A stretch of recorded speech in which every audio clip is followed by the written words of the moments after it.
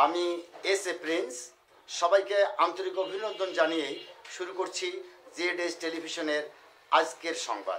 মসজিদের মাইকে কুরআন তেলাওয়াতে ঘুম ভাঙায় মুয়াজ্জিনকে ঝাড়ু দিয়ে পেটানোর ঘটনাকে কেন্দ্র করে রংপুর সদরের সদ্য পুষ্করণী ইউনিয়নের রামজীবনে এক ভয়াবহ রক্তক্ষয়ী সংঘর্ষের ঘটনা ঘটেছে। এ ঘটনা যেন জাহিলিয়াতের যুগের বর্বরতাকেও হার মানিয়েছে। এ ঘটনায় উভয় পক্ষের অন্তত 10 জন আহত হয়েছে। এলাকা জুড়ে মারমুখী থমথমে অবস্থা বিরাজ করছে। যে কোনো মুহূর্তে এই সংঘর্ষ আরও ব্যাপক আকার ধারণ করতে পারে।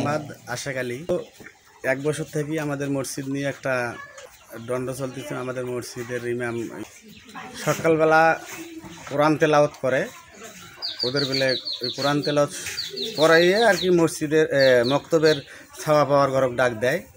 এখন ডাকার কারণে ওদের বেলে ঘুমের ডিস্টার্ব হয়।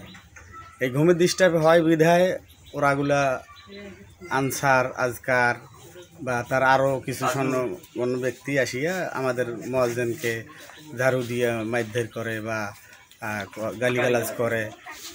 এহেতু অবস্থায় মুয়াজ্জিন সাহেব আমাদেরকে মসজিদ কমিটিকে সালিশ দিল যে আনসার আজকার ওর বউ আছে তাজু, ওর একটা শালার বউ আছে নুননবী আয়ুব নবী, এই ধরনের লোকগুলো আসিয়া আমাদের মুয়াজ্জিনকে ঝাড়ু দিয়ে মারধর করার হুমকি দেয়। আবার খারাপ ভাষা করি গালিগালাজও করে যে তুই এগুলো কোরআন তেলাওয়াত করিস কেন, আমাদের ঘুমের ডিস্টার্ব হয়।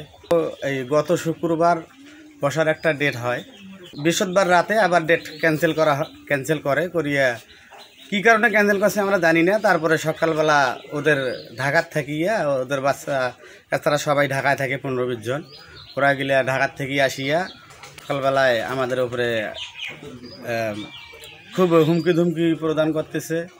এখন তারপরে ওই অবস্থায় ওরা কেউ বাড়িতেও ঢোকে নাই, না ঢুকিয়ে আমাদের উপরে আমাদের 3টে ভাই, আমার 2 ভাই, একটা ভাস্তিয়া সহ বাড়িতে আসতেছে। আসার পথে আর কি ওদেরকে সবাই লাঠি ছোড়া বল্লম দিয়ে ঘর থেকে বের হয়ে আনসারের ঘর থেকে বের হয়ে আক্রমণ করে। আমার বাবা আর আমি যখন এই যে দোকানে পরে আসছি, ওই জায়গায় ওরা ঘর থেকে বাইর হয়ে একটা এত বড় ধারালো চাকু দিয়ে আমার বাবার মাথায় আঘাত করে আর কি। আঘাত করার চেষ্টা করলে আমি হাত দিয়ে বাধা দিই। হাত দিয়ে বাধা দেওয়ার কারণে আমার এই জায়গায় কোপটা লাগে। আর আমার বাবার হাতের মধ্যে প্রচুর মারধর করে, আবার ছুরি দিয়ে আঘাত। আশরাফলি ওখানে যে আমি আমার ভাই ধরিয়ে এসেছি, ভয়তে আমার ভাই আইসছ না, ধরিয়ে এসেছি। আমরা দেই আলছি আমার বাড়ির ঘর, এই বাড়ি থেকে আসি নাড়ি ছড়া ধরি বাড়াইয়া 30-40 জন বাড়াইয়া একটা ছড়াছড়ি করে দিচ্ছে ডাঙাড়ি। আমার নাম মোহাম্মদ আসাদুজ্জামান। মসজিদ নিয়ে হয়েছে মহাজ্জান নিয়ে, মহাজ্জান এখানে মুক্তব চালায়। সকালবেলা 6:30 থেকে 7টার ভিতর মহাজ্জান মসজিদে সূরা কেরাত কয়া বাচ্চাদেরকে ডাক দেয়। এখন আমসারের ঘুমের ডিস্টার্ব হয়, সূরা কেরাত বলে ওর ঘুমের ডিস্টার্ব করে। ওই কয় শুক্রবারের দিন আমরা রোজা থাকি না, নামাজ পড়ি না, কল্যাবাড়িতে আমরা কল্যাবাদ করছি, কল্যাবাড়িতে যাওয়া লাগে। সকালে উঠি আমাদেরকে কল্যাবাড়িতে যাওয়া লাগে, সূরা কেরাত পড়িস না, আমার ঘুমের ডিস্টার্ব হয়। এই নিয়ে অনেকবার বিচার সালিশও হয়েছে। ওই ঘুরছিল মহাজ্জানের উপর, মহাজ্জানকে আমসারের স্ত্রী 2 জনে মহাজ্জানকে মসজিদে মারতে গেছিল। আমার ছোট ভাই ডাক দিল, তো উনিও মসজিদের সদস্য, আমিও সদস্যরা সবাই বসছে আমাদের ওই বাড়িতে।